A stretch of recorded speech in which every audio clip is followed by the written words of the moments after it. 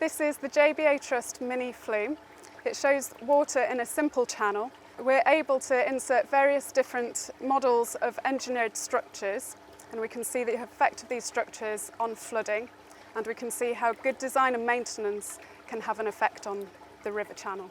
This Perspex flume channel has a gradient of 1 in 1,000. If you were to scale this up into the real world, the roughness would be similar to that of concrete. We have these scale models of typical engineered solutions which we might put into the river. We can put these into the flume and they show the effects that they might have on the flow upstream and downstream. We have a large grey tank containing about 100 litres of water. In this tank there's a pump which pumps the water up into the flume channel and it drains back down by gravity.